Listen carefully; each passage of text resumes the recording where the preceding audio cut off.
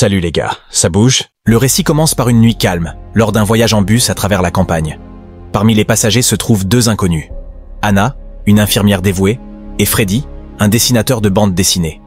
Leurs chemins se croisent lorsque Anna laisse tomber son livre, et Freddy le ramasse, entamant une conversation. Ils découvrent qu'ils vivent dans la même petite ville, Pearl.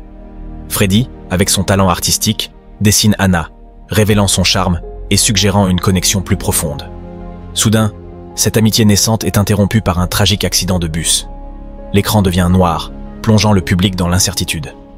Anna se réveille chez elle, désorientée, remarquant des changements inhabituels, comme une croissance excessive de cheveux, suggérant qu'un temps considérable s'est écoulé.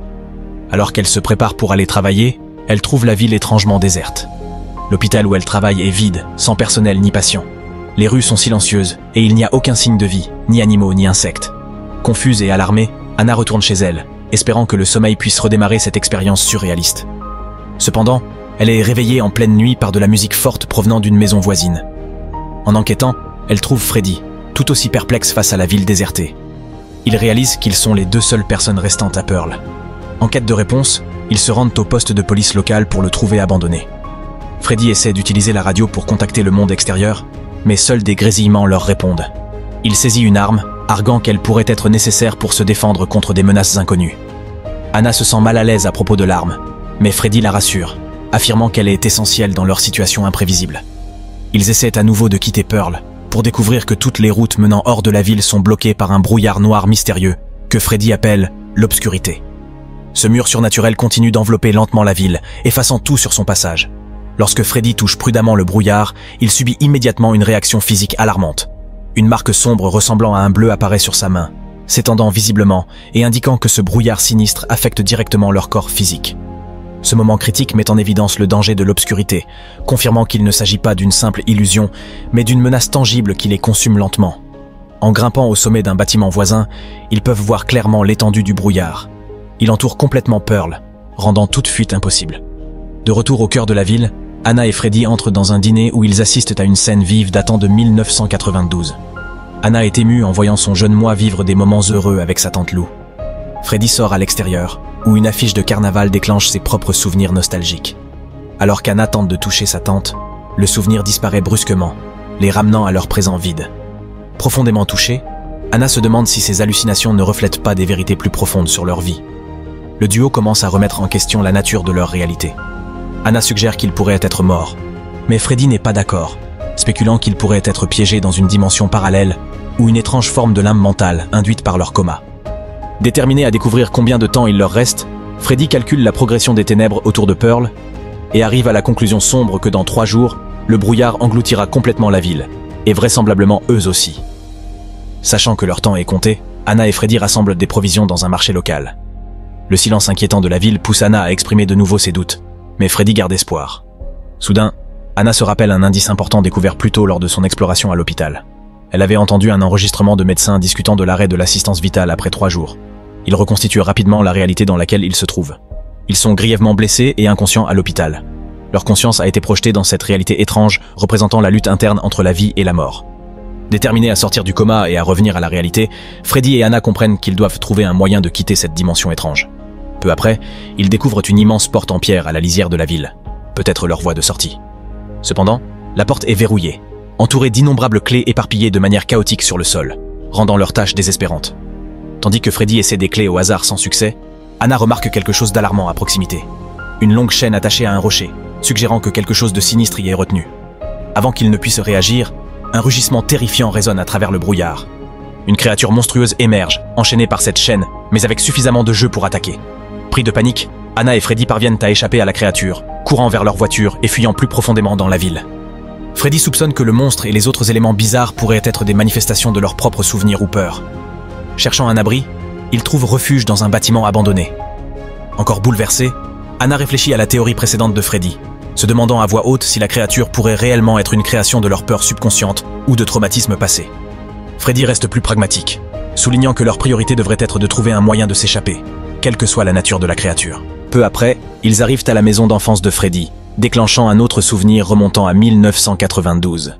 Freddy se remémore un moment émouvant où il écrivait des bandes dessinées seul avant que son père n'arrive, lui promettant de l'emmener au carnaval, un rare moment heureux dans une enfance marquée par la solitude.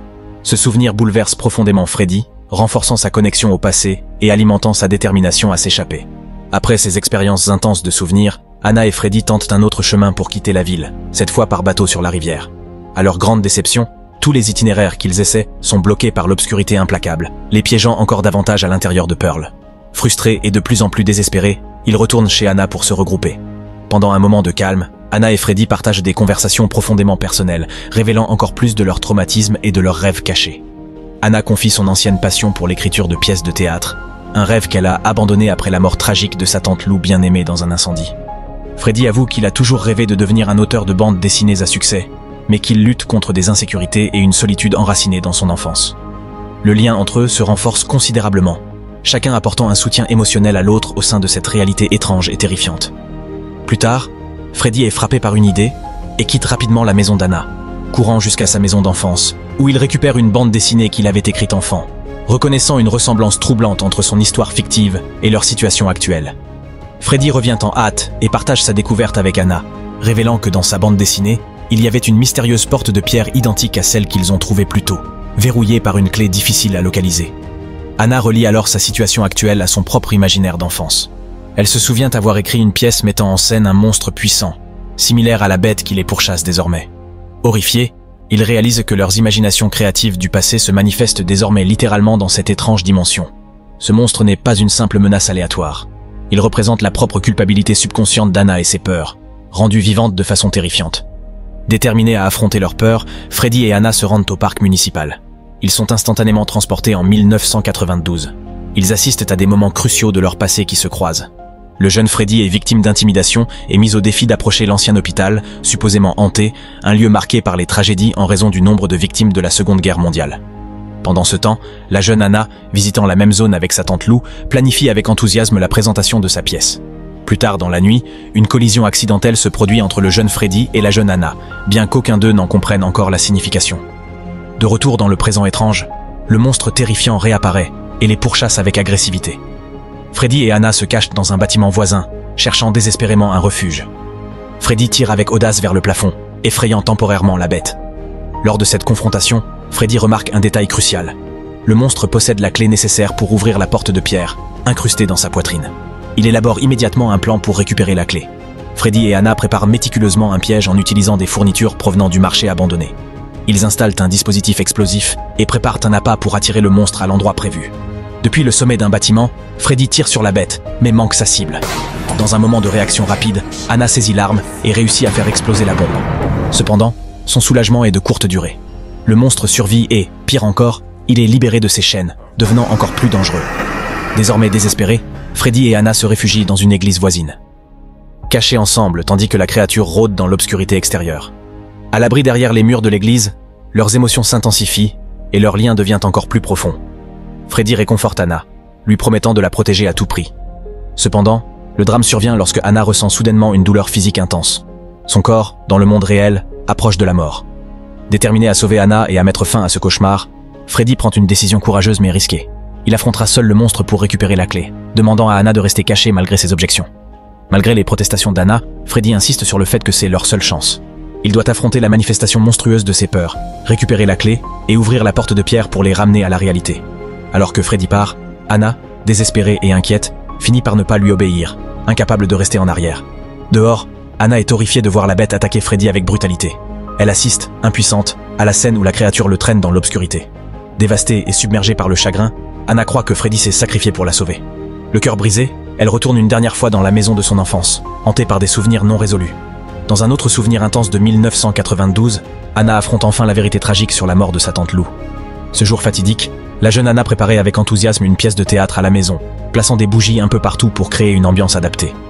Pendant ce temps, le jeune Freddy, encore bouleversé par le harcèlement subi, lança une pierre en direction de l'hôpital supposément hanté, poussé par la colère et la frustration. Son jet brisa accidentellement une fenêtre de la maison d'Anna, provoquant la chute d'une bougie au sol, allumant un incendie dévastateur qui coûta la vie à tante Lou. Anna s'est toujours crue responsable, pensant que sa négligence avait causé la mort de sa tante. Elle découvre maintenant que c'est l'acte involontaire de Freddy qui a déclenché la tragédie.